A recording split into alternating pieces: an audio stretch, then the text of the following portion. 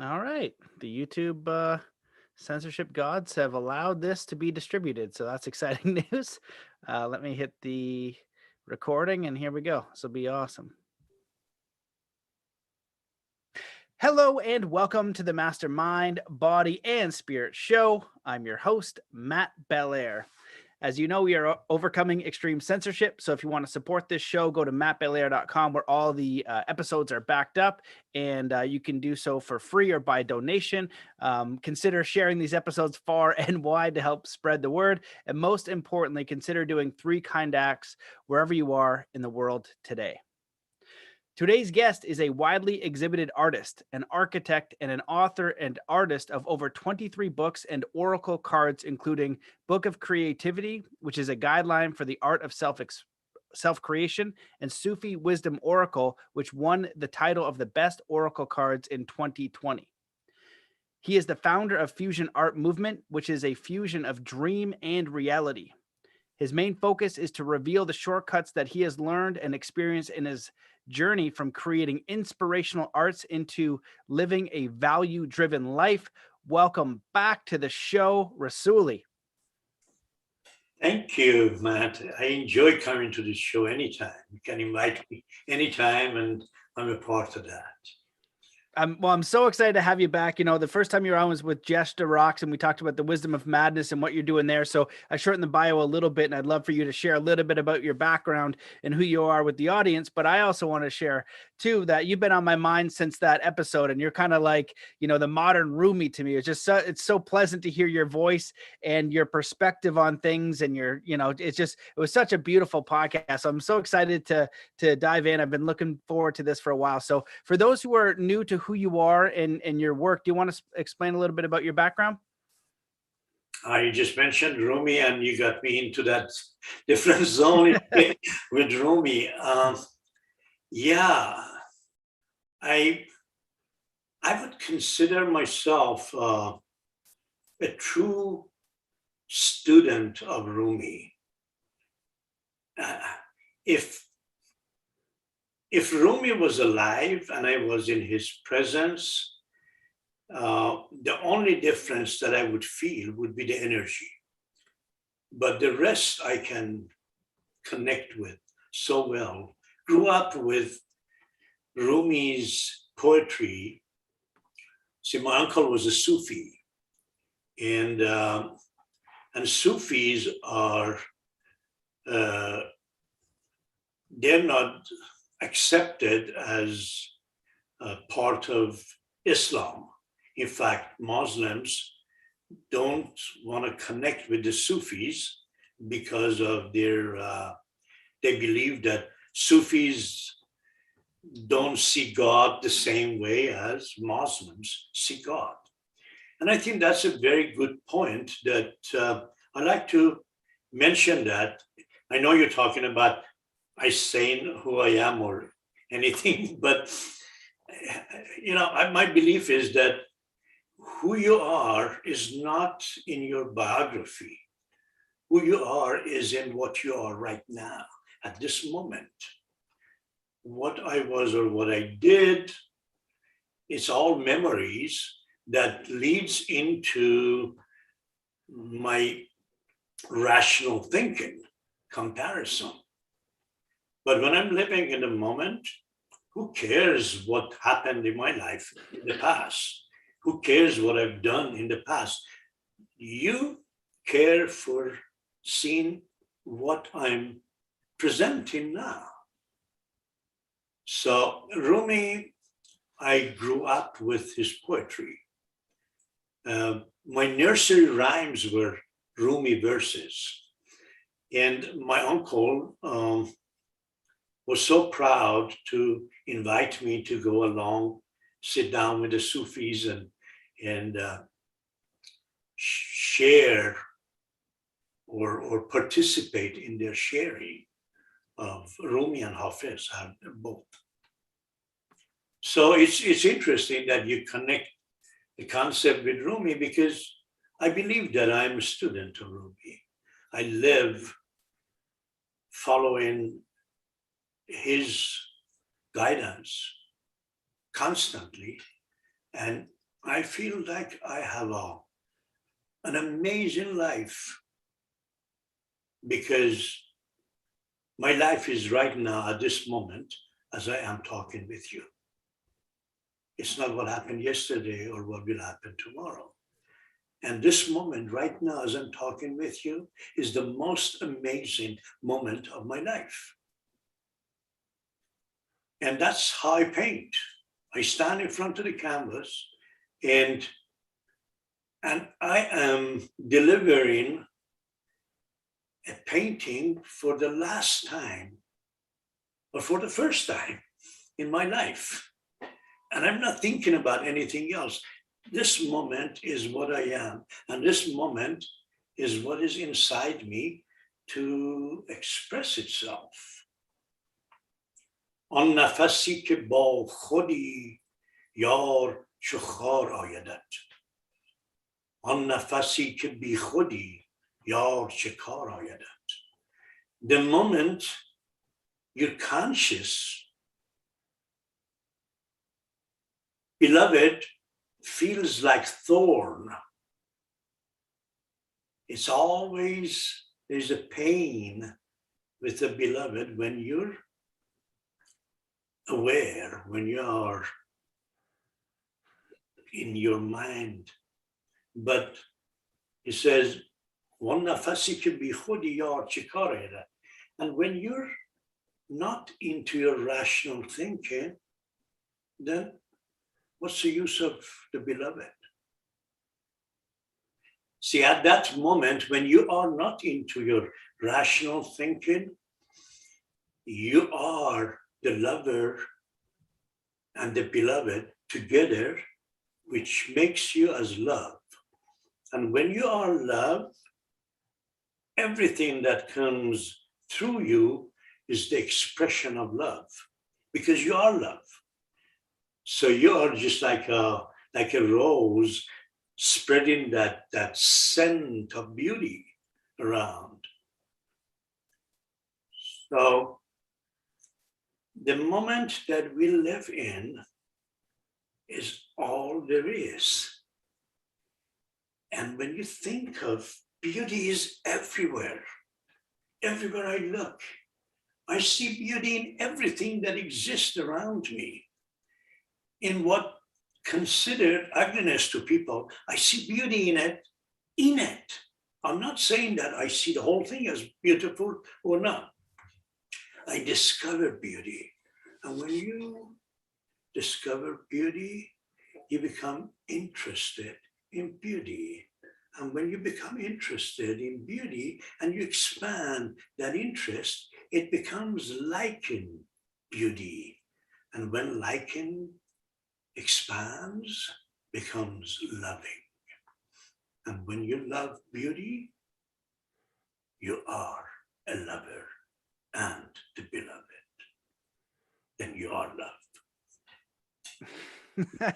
Rasuli, well, I'm immediately drawn back to our last podcast. And I remember when you were talking about, your art, and you said, whichever painting you're doing is the greatest painting of your life. And you spoke constantly about being in the moment. And, many people can read the words of Rumi, or sometimes you'll get spiritual teachers kind of saying what you're saying about living in the moment and things like that. But it's clear that you are able to live it, which I think is a massive distinction. I'm aware of those concepts. And I remember reading books on Zen, they'd say, stay in the moment. I'm like, okay, stay in the moment. And then 2 seconds later, I'm in my thinking mind and I'm out of the moment. So I did like some checklists where I'd have to go to the washroom or I'd eat, and I'd be like, be present eating. And I could maybe take a scoop, so I haven't mastered it, but there's a few, I want to talk about a lot of different things, but one of the concepts I've been talking about lately, and you brought it up right away, is how we don't know anything. And I love your perspective on this, where we talked about the memory, right? Who you were in the past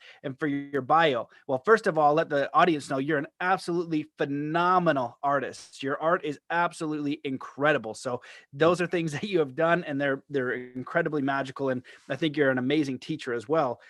But so what I've been kind of saying is, like, when we look at the world and all these different challenges and information is changing, we don't really know. We live in a mystery, right? You know, when you beloved, I think you're referring to God or the creator or life. And correct me if I'm wrong. So we're in this mystery and we don't even know the past because that already happened and it can kind of get distorted through memory. So what do we actually know? And I've kind of come to two things. One is that we know what we can do. So if I can make a sandwich, I could probably make another sandwich. If I can fix a spare tire, I could probably fix the spare tire again. I'd have an idea of what I could learn. So, but I'm not sure. But what I really know is my intention. I know what I'm intending to do. That I can know for certain. The rest is kind of a mystery. And I'd love for you to speak on that idea and hear your thoughts about it. Sure. First of all, let's look into this whole concept of chaos. See, we are living in the period that we're truly in a chaotic state, politically, economically, socially, everything that you can mention. Even our arts are in that total chaotic state where there is so much, there's so much. And how do you pick something from there? See, the idea of living in the moment is fantastic, but yeah, it's easy to say. How do you live in the moment? That is when people like you, like me, come into existence in order to guide people, not just telling them, thou shalt do this. Really show them how to take the first step. What it is really people are missing the understanding that you don't need to know the end. You don't need to have a goal. You don't need a goal. What you need is a faith in yourself that I have the capability to bring my dream into reality. When I'm in front of the canvas, this is the way I paint. I have the capability to bring my dream into reality. Now, my students say, how do you do that? Okay, it's a simple thing. How do you dream? You dream when you are not comparing. If you're comparing, you're into thought. Thought and dream have that opposition against each other. Thought takes you out of your dream, dream takes you out of your thought. So when you are thinking, you cannot dream because you're thinking. So in order for you to reflect your dream, I teach my students, put the canvas in front of you, pick 2 or 3 colors, only 2 or 3 colors, put them in front of you, and now there's a canvas in front, in there. Close your eyes, go into a dream. Some dream that you can connect with. Let's say you have some fantastic dream of the past, first time you were kissed, or first time something happened, or there's so many of things that I could just go into the whole idea of the first time that I kicked the ball or anything.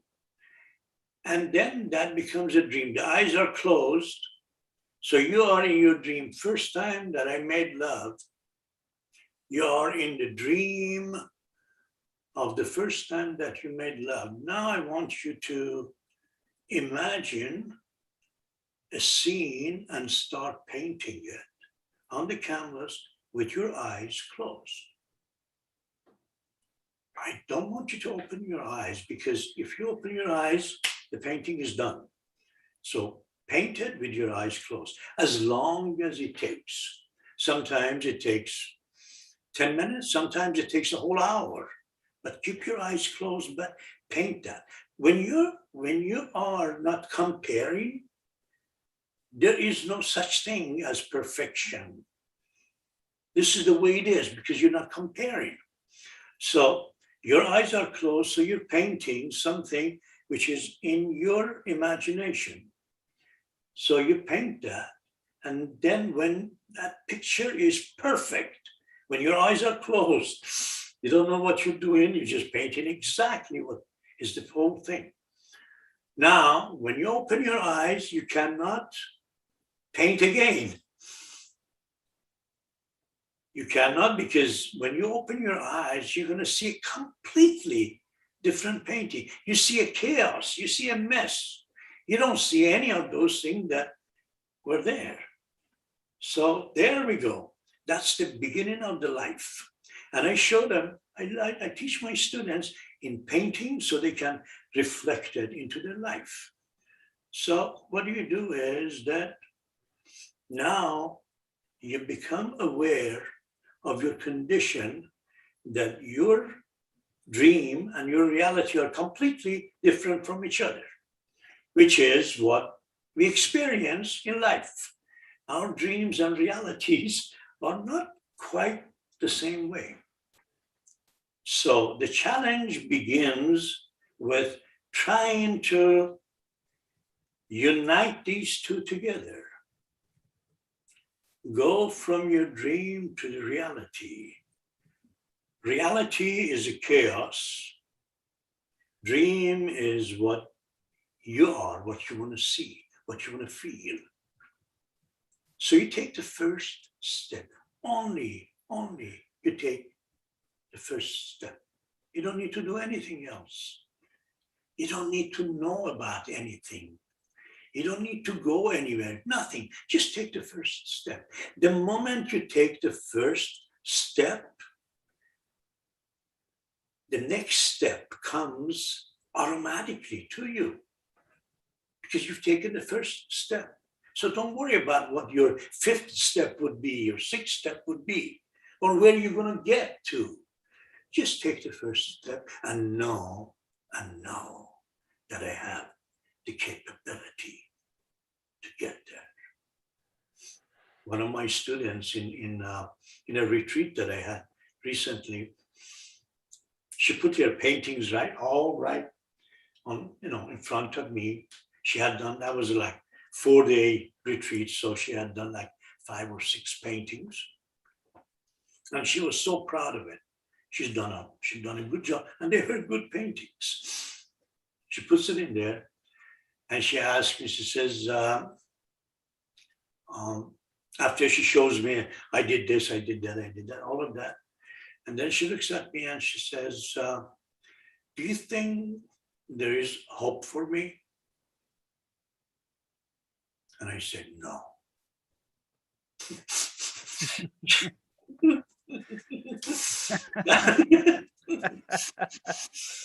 That was the last thing that she expected. She was so proud, showing these. And here's, the teacher who just tells you completely you're wrong. So she looked at me, and I bet you there was this anger just coming to her, probably for a second, just hearing me saying no. I said, "Sweetheart, you don't have faith in yourself. You're asking me if there's hope for you. No, there isn't hope for you. There is hope for you only when you know that there is hope for you. And that is when you have that faith. With faith, you can do anything. Take your first step into any direction. Doesn't matter. You don't need to sit down and read and study the map. One of my collectors who lives in Colorado invited me. He said, "I'm going to take a vacation for a week and I want to go to the Rocky Mountains." And I thought, what would be the best for me to spend time in Rocky Mountains? I thought maybe I invite you to come with me as my guest, and it would be a great time that we could have together, the energy and the whole feeling. I said, you know what? I have not been to the Rockies, and I like the idea. So I said, no, let's arrange it for a certain time that it worked out for both of us. I said, the only condition is I'm not going to come to your family or home or any of that. We're going to go to the Rockies. So we begin to, so he says, all right, I'll take care of everything. We set up the whole thing. I'm flying to Denver, and he comes to the airport and picks me up. And he's got this camper that he has rented, and it has everything in it. It has, kitchen, little kitchen, toilet, bed, everything, the whole camper. And so he's driving, and I'm sitting next to him, and he's telling me how excited he is, and goes on and on and on and on and on. Sitting in here, and says, I studied the whole Rockies. I know everything about them. And I've got the maps of every town, every place. And I marked places. There's some beautiful places to stay there. And he keeps on talking, and he said, open the dashboard. So I open the dashboard. There's a folder about this thick, plastic cover. And he says, take this out, open it, see all of these maps and the things, everything in detail. And I took it in. I said, can you get a little bit closer to the edge of the road? Get to the first lane. So he goes to the first lane, and I just open the thing and throw the whole thing out. The whole thing.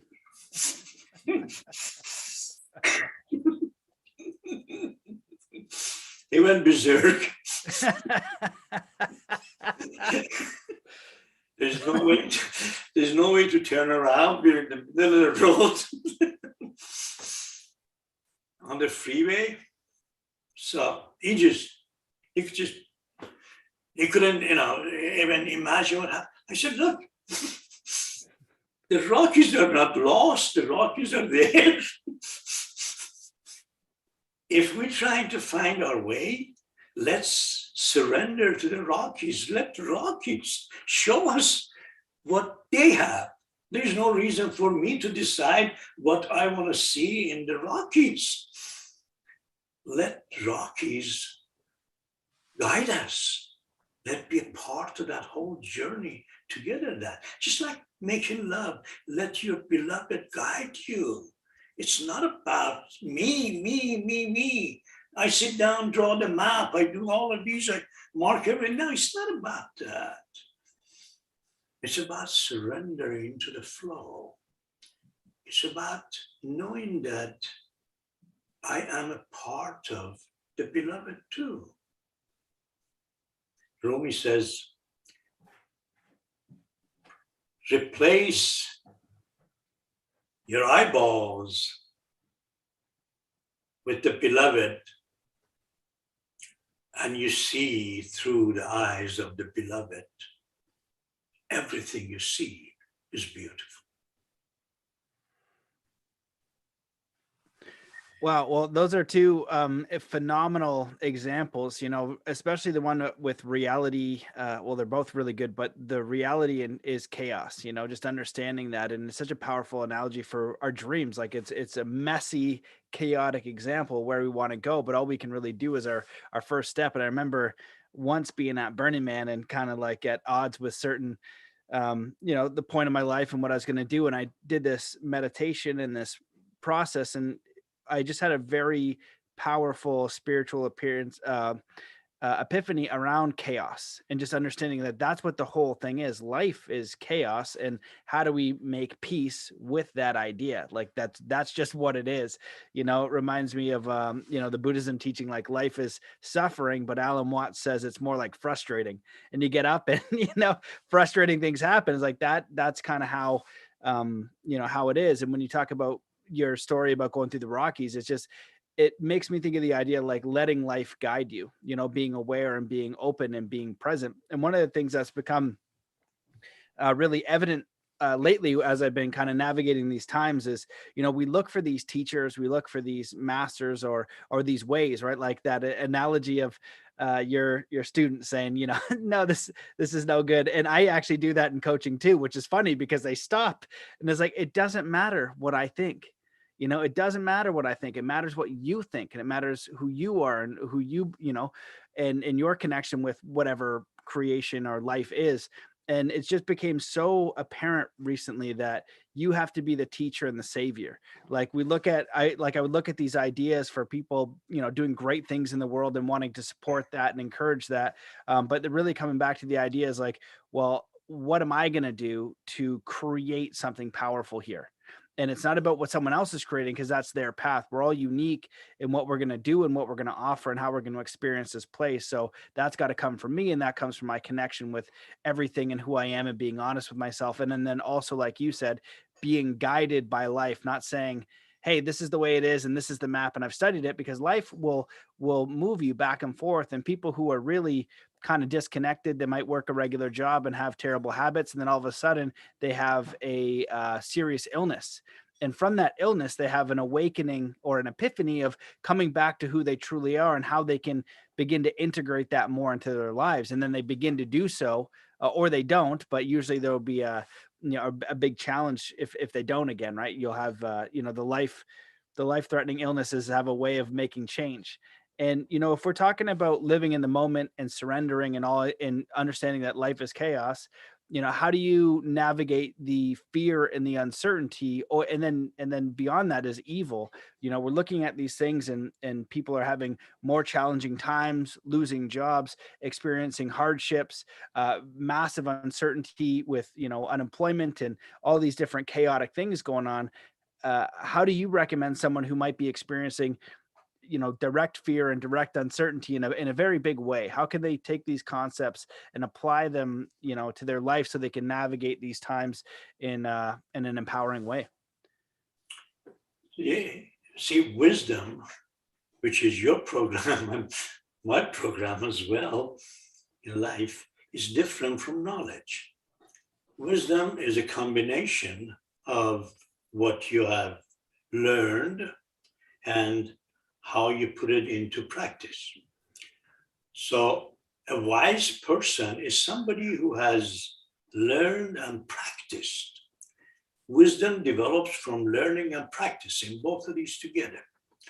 So being in a chaotic state is exactly like everything else that we need to master getting out of it, which means that we have to practice. We have to practice getting out of the chaotic state. How do I practice? How do I teach my students to practice? You see, when I'm painting, after I'm done with painting, there are a lot of extra paint that is on my palette. And I put that extra paint on the canvas haphazardly. I just want to get rid of the extra paint instead of putting it in the water or washing it or anything like that. I just land it on the canvas with my brush, with my hand, whatever it is, get rid of that paint. After a while, I have this canvas, which is chaos. It's all these paints that is set on the canvas. And I take that canvas. Now that canvas is chaos. I want to practice getting out of that chaotic state. So my practice begins with learning how to do it in painting or in writing or whatever means that you want to practice, cooking, taking care of child, whatever it is. So the transformation begins at that point when you are practicing to move from chaotic state to some state of totally ensettlement. the first thing to do is to get rid of your thinking about that chaotic state. So you apply a layer of what we call it in painting retarder. It's a medium that you apply on the canvas, and it keeps the canvas wet for like half an hour in the winter, 1 hour. I usually have a humidifier next to my canvas, so it even takes longer for it to dry. So that layer that you put on the canvas is this layer that you put in life in that chaotic state. You could put a layer to smoothen the surface. A layer of a dream smoothens the surface. Then in painting, what I do is I begin to play with finding what the painting wants me to do with it. Not my deciding to do that with the painting.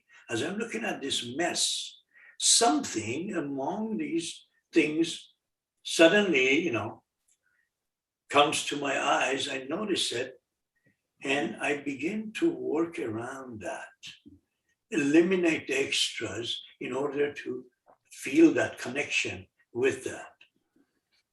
Same thing could happen in life. When you are in that state of chaos, first you got to smoothen the whole thing, then with your dream, then see what is in your life right now that you like it. What is that outstanding? Not what is bothering you. What is outstanding? I have this beautiful son, or I have this beautiful lover, or I have this great job, whatever it is, I have this car, something that gets you excited, becomes your focus in there. From that focus, now that I have this child, this would bring this thing to me. And you begin to expand from that. Now that I have this car, I can do this thing. Now that I have whatever it is, and you begin to expand around that. So that begins to cover the mess which is around it. This I do it with paint. I just apply a layer of paint around I'm not painting anything. I'm eliminating the extras. This is what you're going to do in life. Not to go after something. Eliminate what is stopping you from going after something. Get rid of carbon dioxide from your lungs. The oxygen would automatically go there.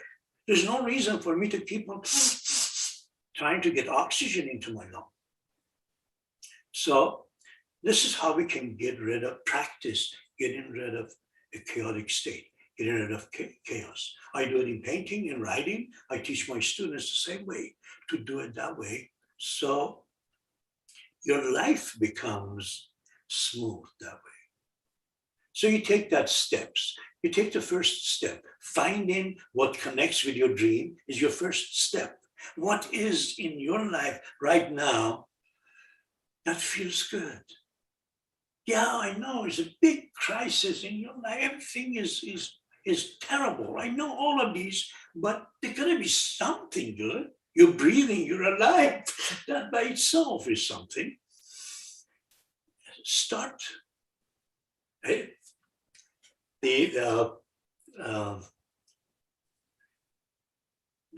concepts, there's so many ways for us to learn how to connect with the beauty that exists in our life instead of thinking of all these pains and negatives that are there.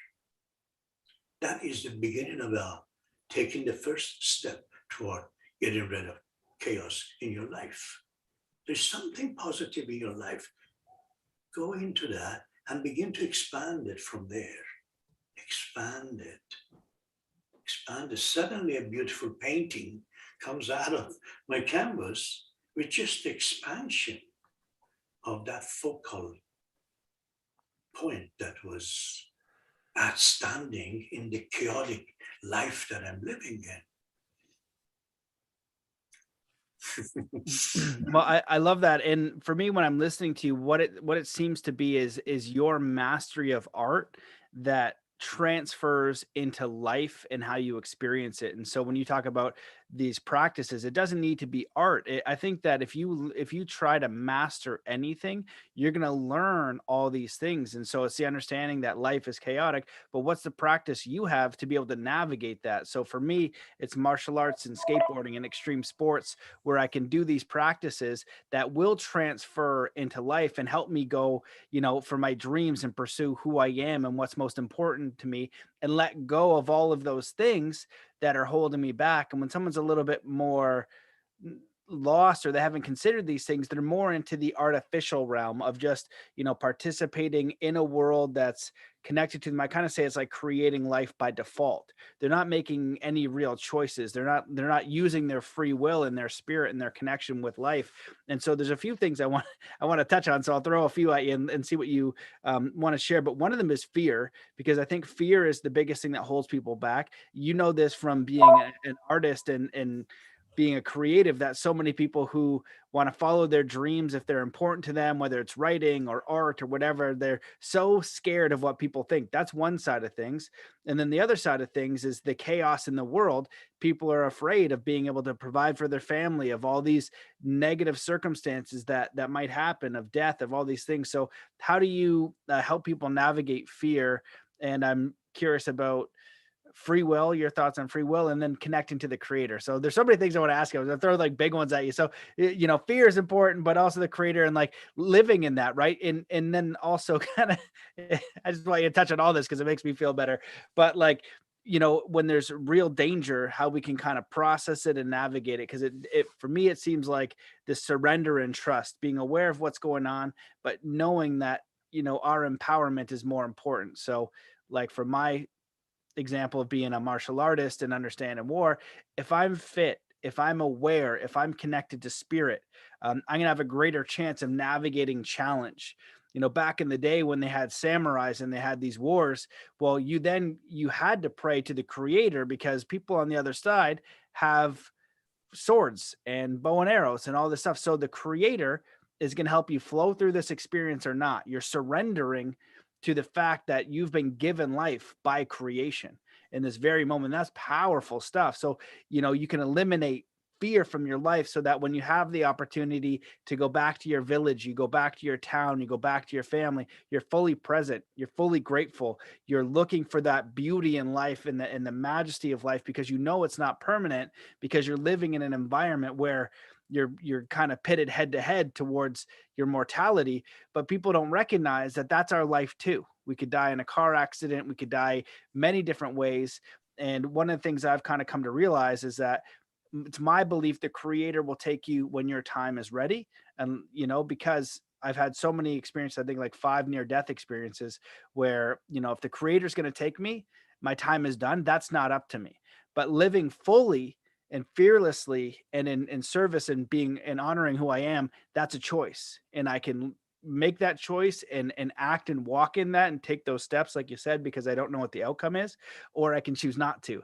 And I think it's more empowering to live in it, even in a chaotic, fearful environment. That's it. Chaotic, fearful environment. We are living in that chaotic, fearful environment. We've been fed nothing but fear.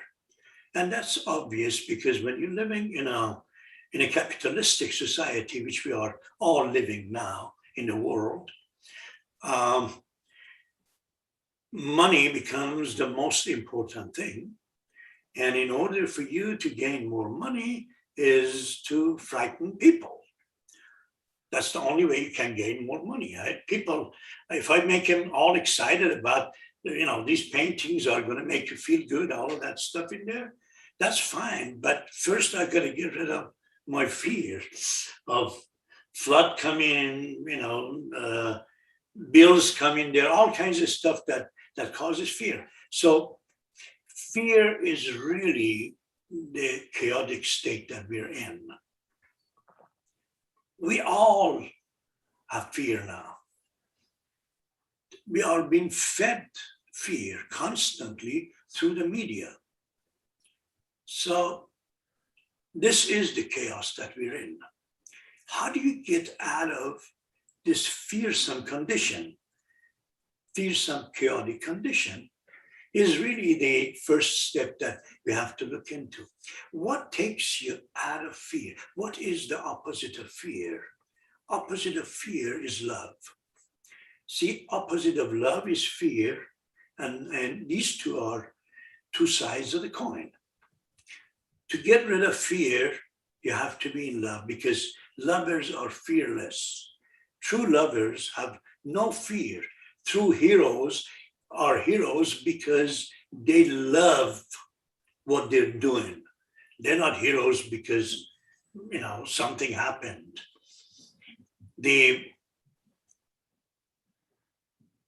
water cuts through the rock, through the mountain, not with its power. It's with its perseverance. That is what we need, perseverance, not power. That is what we're missing, and we think that, I don't have the capability to do that. No, that's not the issue. You are capable. You are capable of doing that.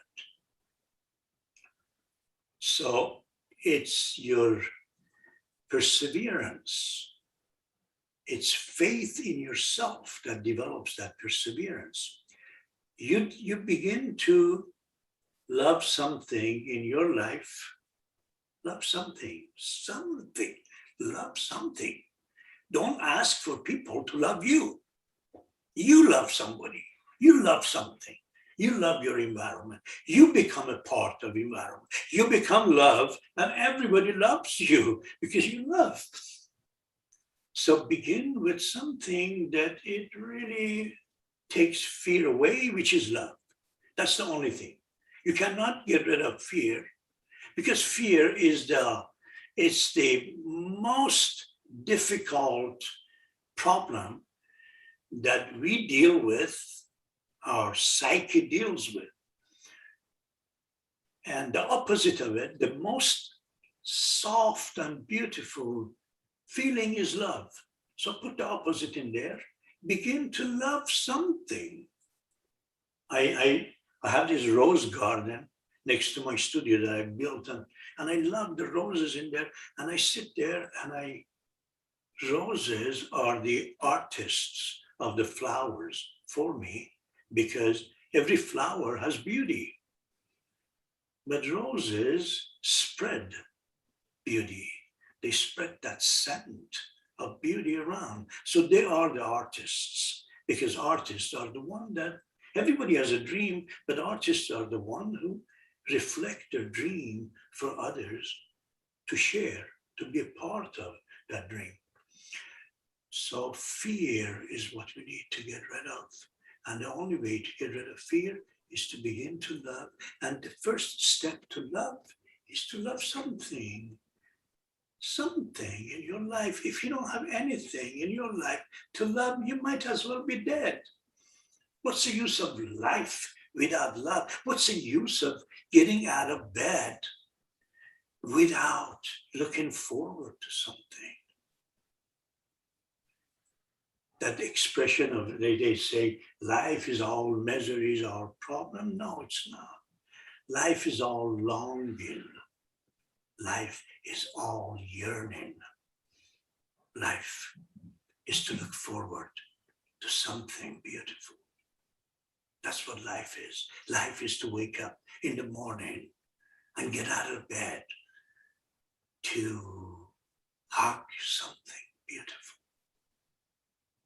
Not to jump out of bed and say, another problem, another big day. No. Begin to long for things. Longing is what develops love. Long for love, and you become a lover. Stay in love and repeat that, and you're going to lose it. Love is in constant movement. Begin loving something in your life. Begin loving. I enjoy that. When I was in college, I hated literature because my professor was telling me that you have to outline things and then rewrite it and all that. So I skipped my literature classes. And when I was practicing architecture, I even couldn't write my letters. And they would write my letters for me. But now I have done 25 books and oracle cards. Do you know how I did it? Not by learning through somebody else's knowledge, by practicing. Suddenly I felt like, you know what? I want to write about my paintings. I want to write about my paintings. And there's no need for anything else that I need to get into. I just want to write it, not for anybody to read. I just want to write about my painting and throw it in the trash can. And that's how I began to write. Just write things, just write everyday things, not for anybody to read. You don't have to worry about grammar or anything. Start writing. Loving to write suddenly made me a writer. And I read my own writings now, and each one of those statements, I can meditate on it forever. Because it came not through a knowledge that I gained through other people. It came through wisdom that I developed from my knowledge and practice of it. And this is really the whole approach. These days, we need not knowledge. Get rid of your knowledge. Get rid of it. Begin to practice them. Begin to practice. Practicing. Don't sit down and think and decide and make the map of the Rocky Mountains in order to go and find your way through it. And in those Rocky Mountains, after we finally got along and we became friends again,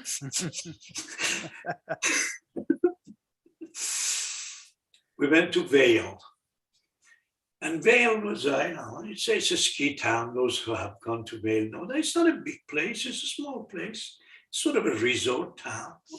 And so we went to Vail and with this big camper. And Sam says that, now where are we going to stay? We lost the map, everything. I said, don't worry about it. We'll find our way. So we go and finally we find a spot in the middle of a parking lot. We put the camper in there. And we decided that, okay, let's walk. This is not a big place. We don't need to go with this whole thing and up and down the hills. So we parked that, come out. There was a bus. We said, let's get on the bus and see where the bus goes. That's a nice tour. We got on the bus. Sam wanted to take the address down and everything where we are. He said, no, we don't need that. This is a small town. Let's just go around and enjoy it. So we go around, we go have, dinner and wine and we're enjoying the whole beautiful landscape and all of that. And now it's about 10 o'clock and we better head back, go find a place to stay. But where's the camper? Where is the camper? So we began looking for the camper. We remembered that we got on the bus where we parked the thing. So we decided that if we get on the bus, we'll find it. So we get on the bus. Bus is just going around, gets to the terminal, turns around in here.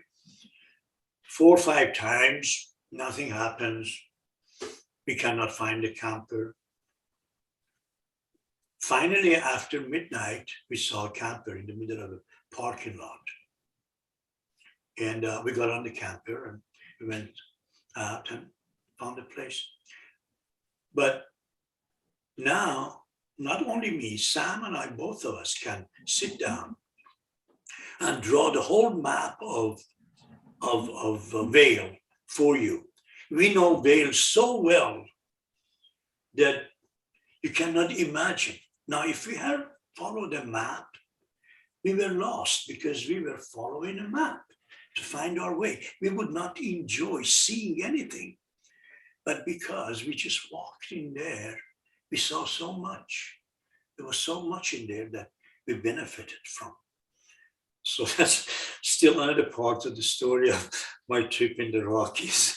Well, I love that because it reminds me now today of using GPS, and you're not looking outside at all. You look at the GPS and you literally follow that line on the screen, then alone having a map or something like that. So, your story illustrates it a lot deeper than that idea, but it's how much are you allowing life to guide you? And most people, they don't have faith. That's like faith in life and faith in the creation, right? It's like, hey, I'm going to be guided. I'm going to be shown what I need to know. And you're hitting on the concept too of following your love and passion, because that's who you are.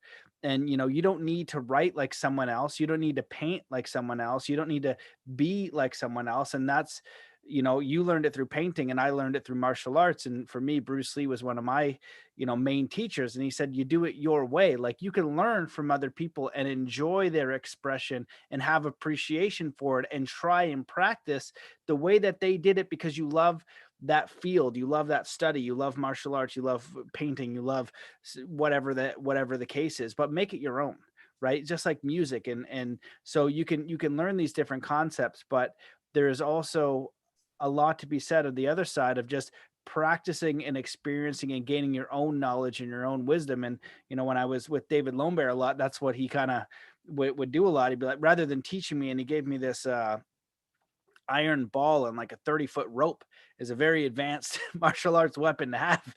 And he's just telling me to, play with it and, don't worry about the technique or whatever. And I'm smashing my foot with it and I almost broke my foot. And and he just laughed at me. And, it's just the idea of just experiencing life, I like the idea of, you can have the perspective that, everything that happens to you is, you could be a victim, or everything that happens to you is for your greatest good. Even the challenges, it's steering you in some sort of way. So forgetting that didn't write down where you were and you went around 5 times and it's like, oh, this is a negative. No, there is an experience that is valuable from that, depending on how you want to, look at this perspective and hate everything. And you know what I mean? And shout at the universe. So it's a very empowering way to look at life. And I'm reminded of the book by, I forget who wrote it, The Surrender Experiment.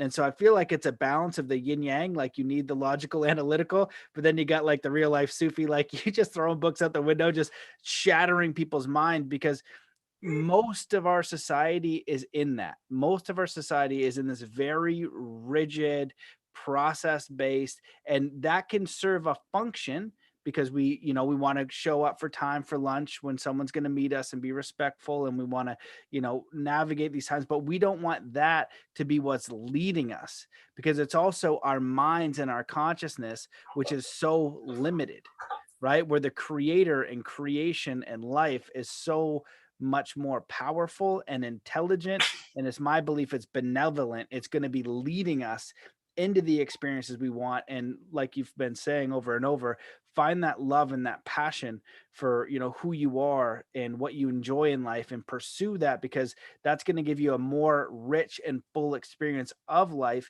and of the realm that you are in. Because if you're just experiencing life through default and going through the motions and staying in logic and in reason and in safety and all these different things, it's going to be a much darker place to be. It's not going to be as inspiring and as beautiful. Yeah, it reminds me of Trotsky, one of the major communist movement. He was the major writer, of course, as you know. And he didn't get along with Stalin that well, so Stalin wanted to get rid of him.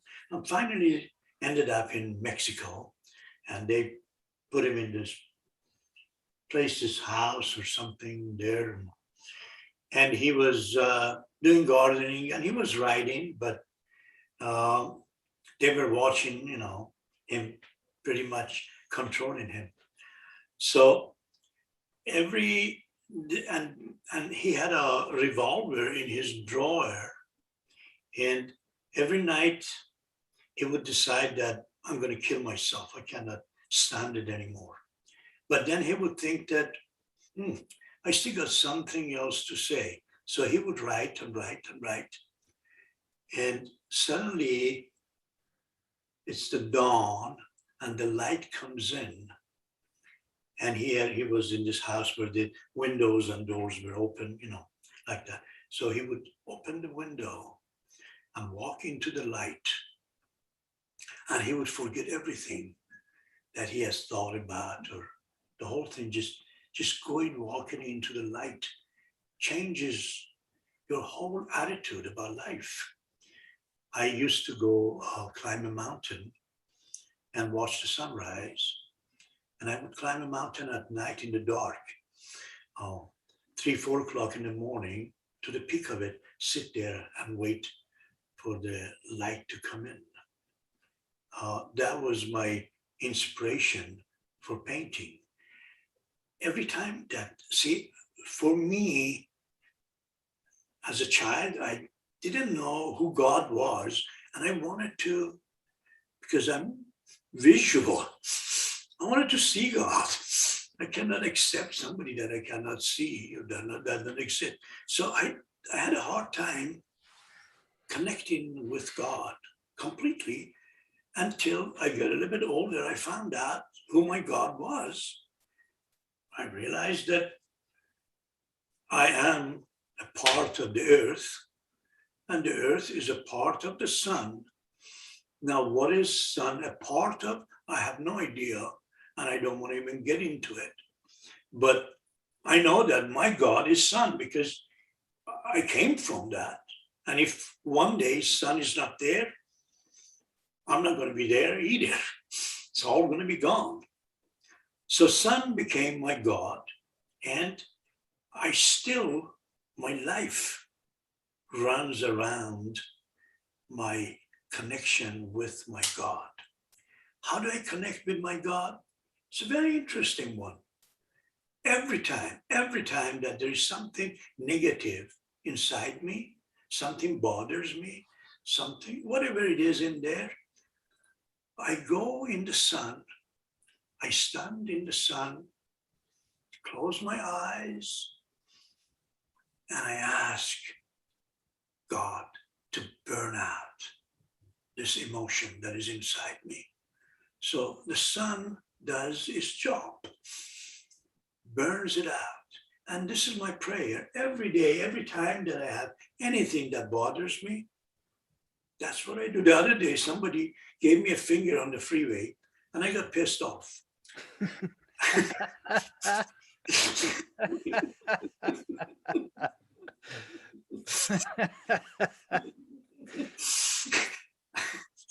And I was so pissed off that I couldn't continue in my own world. It was bothering me. So I got the ramp, I got out of the car, went in the sun, and I asked it to burn out this whole thing. And then that was it. Back in the car, completely gone. And now the whole thing is fun for me. That the sun burned out the finger of the guy. So it's life has got so much to look for, so many beauties exist in life. We've got to practice using them. We've got to practice using them, not just seeing them. Everything that is there, we've got to use them. And if we don't use them, we lose them. As simple as that. So have more hope, develop more faith in yourself, and know that you are the greatest that God has created, because there is nobody like you anywhere else. Just like a snowflake, that there is no other snowflake like it anywhere else. Know that. You are unique, and you are the creation of God. To be the way you are and have faith in yourself. When the pain comes, it's, as you said earlier, the pain becomes a guide for you in order to find out what is wrong. I love the idea of martial arts. And I'm sure that you have discussed it, but I would love to have that discussion sometimes with you, or if you can do it whenever, to really know why is it martial arts? It's not science. Why is it art? And then we begin to recognize a depth that is different. And when you look at it that way, then you know that you don't need a book to read. You need to practice. You need to practice. As they say in New York, how do you get to Carnegie Hall? Practice. Practice. And practice is to really practice to get rid of the chaos by finding something valuable in your life and put it into action. That's incredible. I love all that, especially your last sentence. There's so many things, practice something valuable in your life or put it into practice. Rewind it and re-listen to that. 15 seconds. Use the podcast app. There's so much that I want to touch on because I think it's so important. I think talking about the creator and going to prayer. You live in a state of awareness. I've kind of said to people, like, the difference in consciousness for people is to be able to respond to the situation. So even if you notice that the situation happened, you got flipped the bird and you're pissed off, okay, that's there, but be aware that you're pissed off and realize and recognize that you can change that. And then that go for you, the immediate thing is to go to the creator. And I love that. And I think that's so powerful for people to, for whatever they believe about the world. I think it's much more empowering to believe that there is a creator, a God, or a life force. What created you? When you go to sleep, why don't you just die and pass away? What's the meaning of this thing? Do you think that you're a meaningless material nothing with no soul? You can choose that. And Mark Gober was on my podcast, and very highly intelligent guy. And, I think it was Stanford or Harvard or one of the, really, really intense ones. And he talked about his awakening where he was really drilled into it's just materialism. And, he's so unhappy with his life, even though he's getting all these successes. And so he should just deal with it because that's the way it is. There's nothing, beyond that. And so, you could choose to believe that, but it doesn't make a lot of sense to me when I really look at life and the way things are and connect with nature and sit in silence. It just really amplifies my belief that there is a creator. And it's a much more powerful way to navigate this life, to think I was created by some sort of intelligence. I am connected with all of life. And I've really, enjoyed my studies and connections with the Native American teachers that I've had, where they, talk about how, say all my relations, everything, like every human being, regardless of color, is my brother or sister in this realm. And I got to learn how to get along with them. But this goes to the oceans. This goes to the trees. This goes to the plants. This goes to all the animals. It goes to the bugs.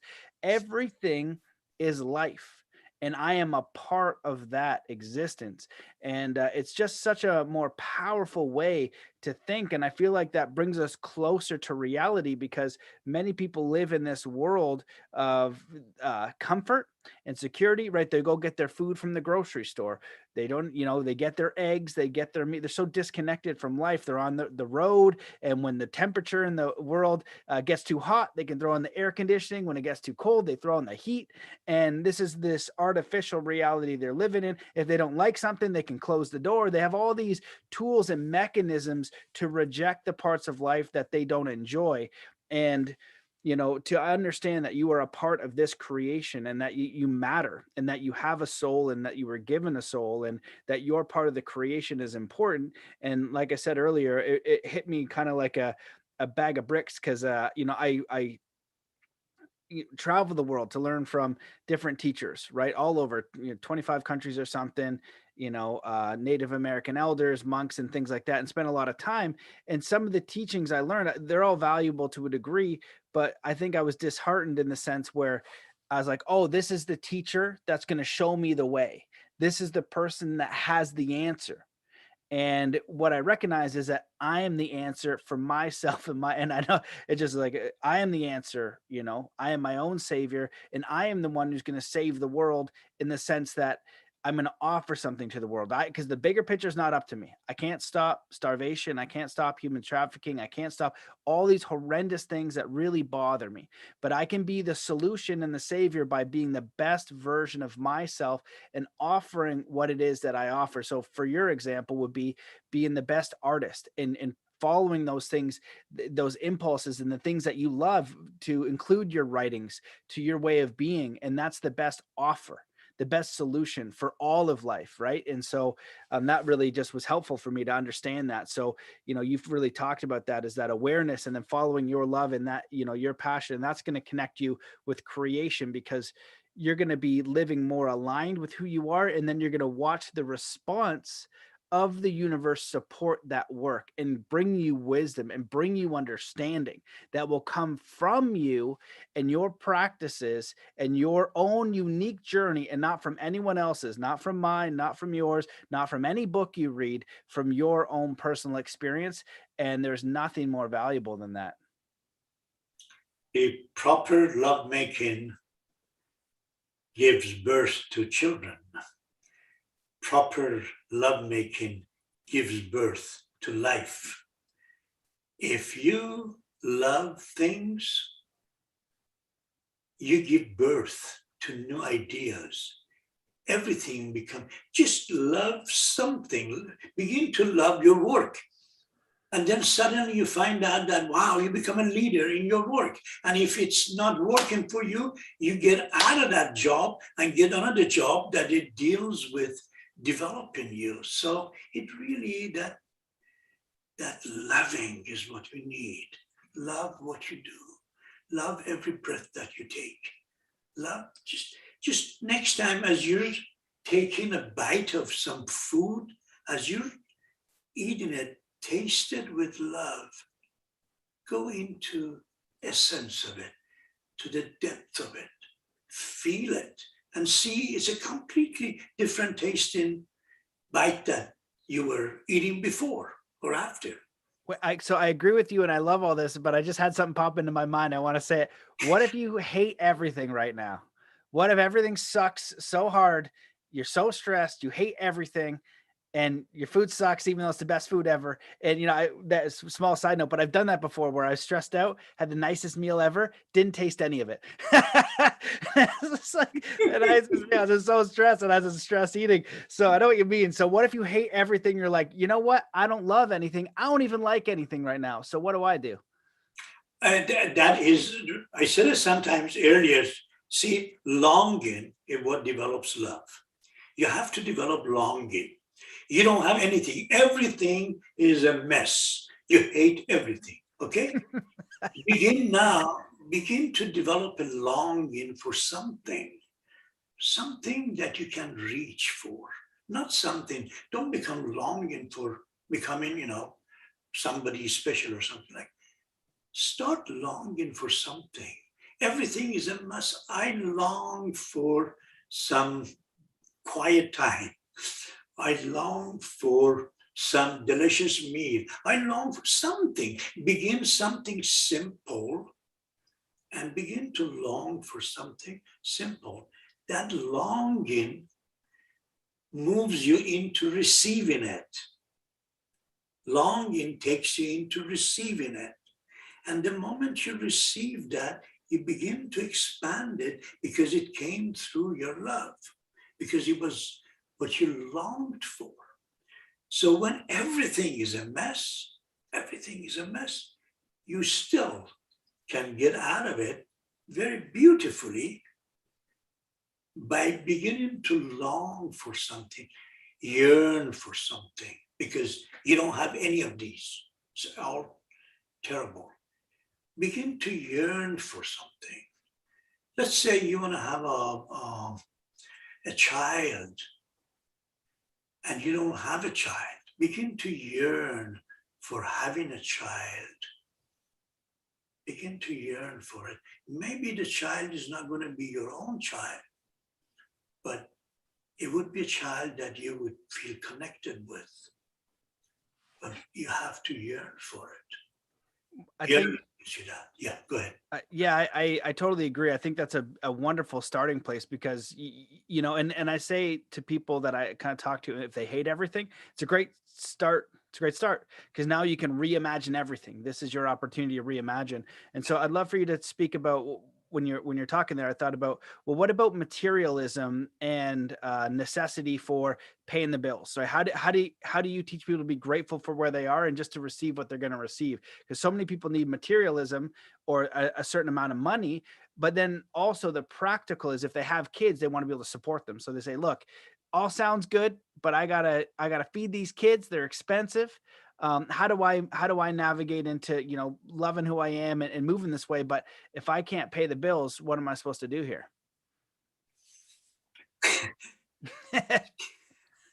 Then another layup. Go ahead. See, each one of these subjects, I like to discuss it for a lengthy time to get into the depth of it. So just pinpoint at it is not going to really get the answer properly. But I'm trying to focus in it as a short moment that we have. That's why, see, then I would write it because then I can expand it. See, human beings in general deal with two things: is need and greed. Need is the necessity that maintains our physical being. Greed is something that drives us outward, takes us into different places. Need is for water for me, but greed is that I want to have a certain water that comes from certain places. That's not need anymore, that's greed. See, when you think about your life, when we think about our lives, see how much of our life is related to our needs, how much of it is related to our greeds. Interestingly, 1/3 or less of our life relates to needs. 2/3 of it relates to greed. Greed is what really causes our problems. The need, we can get to it somehow because of our longing for it. If I am hungry, if I'm longing for food, I would eat anything. But if I have food, then I become greedy. I want to have certain type of food. I want to have certain diet. I want to have these. We go into this. Greed is developing so far going out there that we become slave to our greeds. We're not slave to our needs. Nobody is slave to their needs. They're slave to their greeds. If my need is even pain, if my need is to be relieved from pain, I get to the essence of what has caused the pain. So I get to the bottom of that, find out how I can expand it from there, go reverse. And that is what we're dealing with. Greed is what kills us. Greed is what becomes our major problem. Wow, I'm so glad I asked that because that was an incredibly powerful answer. I love it. You know, this has been phenomenal. I could talk to you all day. And so before I close it, you know, it doesn't have to close now. I want to know, is there anything that you wish that I'd asked or that you'd like to discuss before we, you know, wrap it up? Because that's what I had for top of mind questions. And it's been, you know, just really amazing. Like this has turned out exactly how I wanted. I feel better. You know, just the way that you navigate life and have this understanding. All of these are practical tools that we can hear and they philosophically sound nice. But then it's that next step. That's all we know we can do. If you're going to start a painting, you don't start with the end of it. You get the canvas out and you do that, you know, and you do one step at a time. If I'm going to do some martial arts, I can't be doing, you know, all these other things until I get in my car and I go to the place that I'm going to train, and I'm going to, you know, do it all step by step. But even showing up that day to say, I'm going to go practice this. This is something that I love. This is something that I enjoy. And that's following the thread of love, and you could say life, because that's your life force pulling you and attracting you towards something that you want to do here.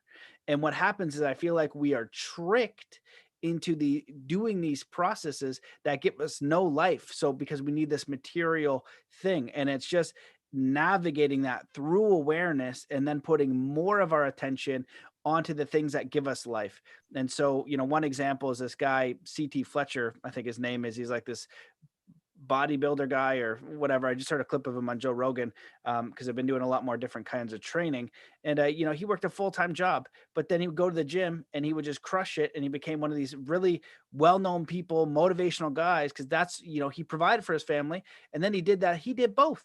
You know what I mean? And then after years is now just fully into that, you know, doing well and being inspiring and all these different things. He was willing to do those things. He had responsibility and accountability, but he didn't give a zero to who he was and how he wanted to grow. And so there is a middle ground too. And eventually you're going to be fully to the other side. You know, I was recently on Sam Tripoli's Tinfoil Hat podcast. It's a pretty big podcast. And, you know, one of the things he talked about is like, oh, I can't do a podcast because I'm not going to make any money. He goes, yeah, this is 10 years of work, you know? And like, for me, this is, I think 7 or 8, I think I'm like 8, my 8 or 9. I don't know. It's like around 8 years of podcasting. It still doesn't make any money. Like, PS, they deleted my Patreon. So if you do want to contribute, go to mattbelair.com. You know, they deleted that, but it wasn't about the little bit of contributions that I got, which I'm really grateful for. It doesn't pay the bills, but it's the work that I want to do. It's what I'm inspired to do. And I do it regardless of what I receive. But I'm very confident that maybe in another 5 years, maybe in 10 years, maybe never, it will support me in a big financial way.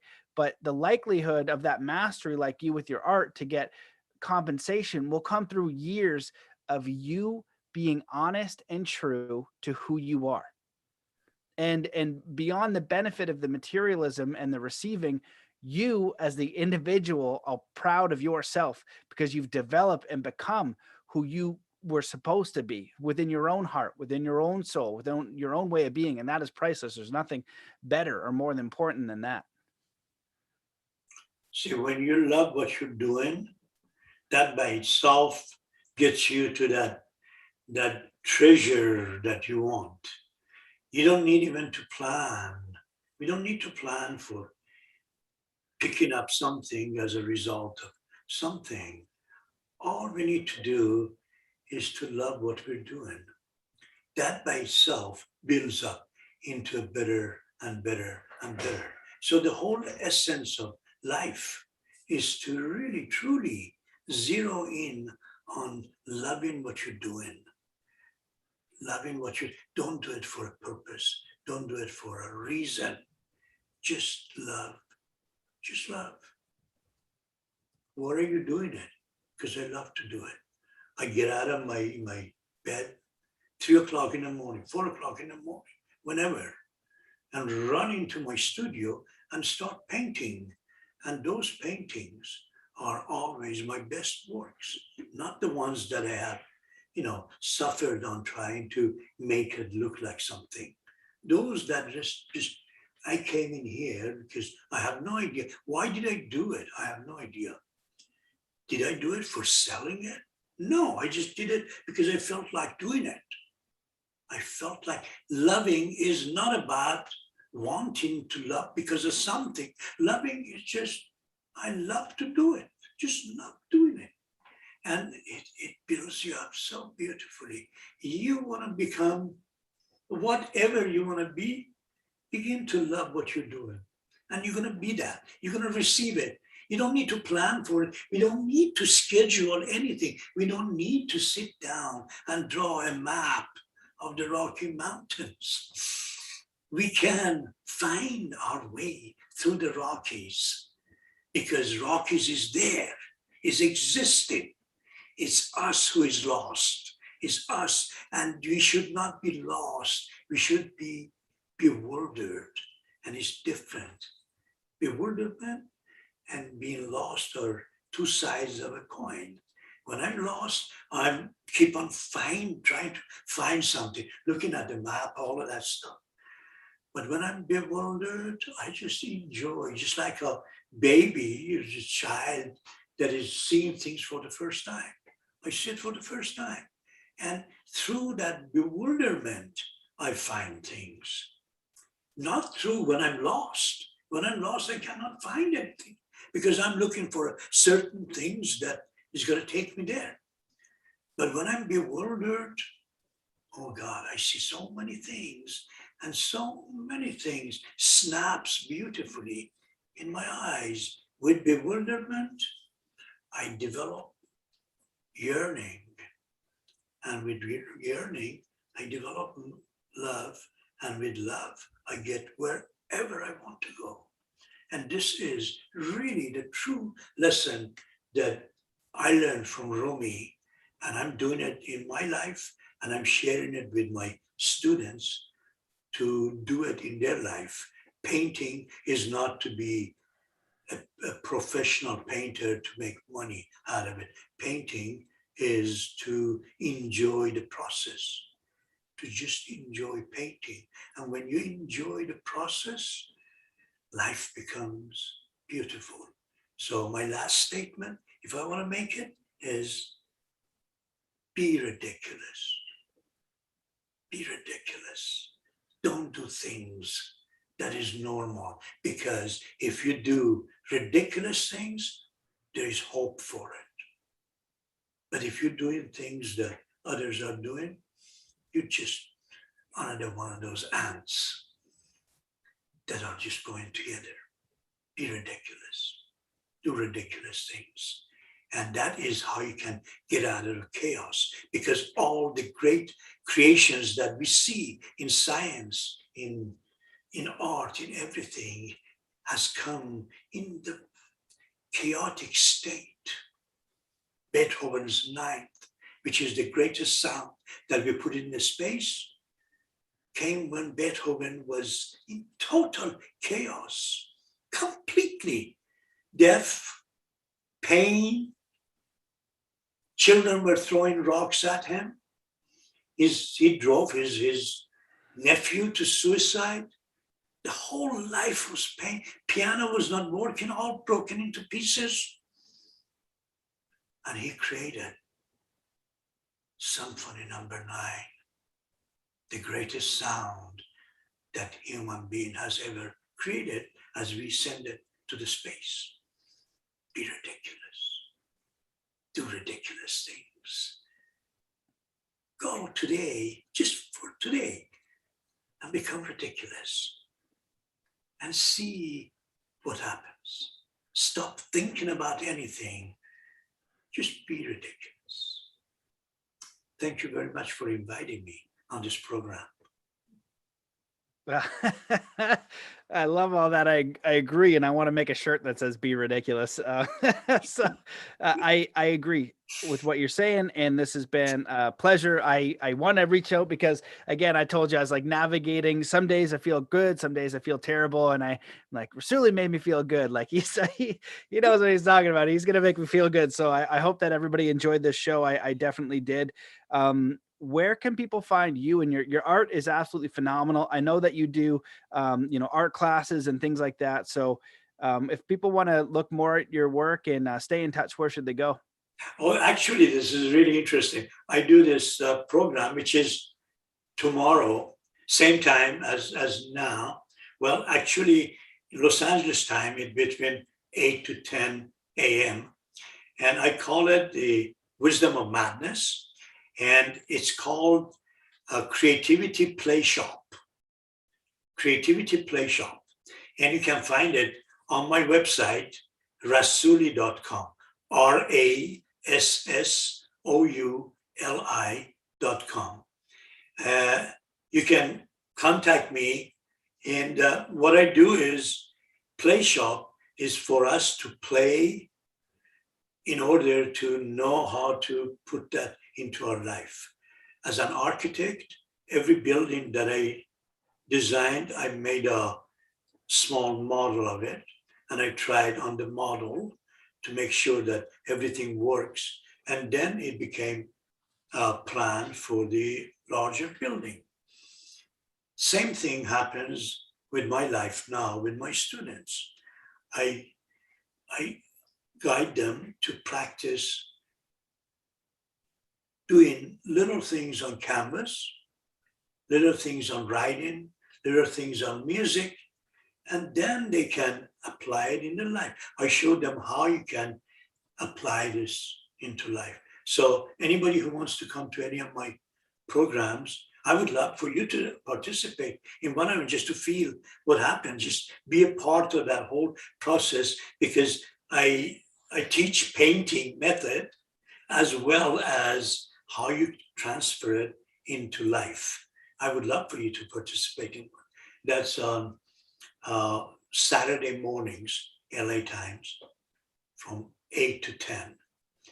I'd be honored. And yeah, I invite everybody to check that out, because one of the things that I've said lots on the podcast is that, you know, art is one of those ways to understand life. You know, art, or music, or martial arts, or something physical.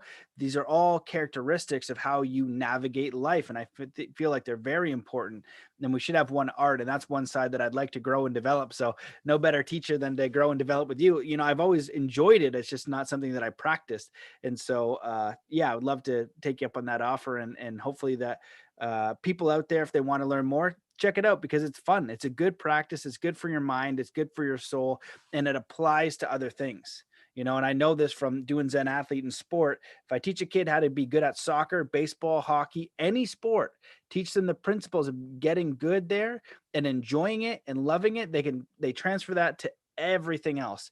And I believe the same with art and music. And I know that that's what you're doing. So I appreciate you. This has been amazing. And we'll definitely do it again sometime soon. Thank you very much. By the way, if you want to come to my program tomorrow, I send you the information now.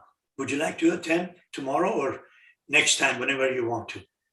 I don't know about tomorrow, because it's I got some stuff going on with my daughter, but I want to join ASAP. So we'll talk about that after.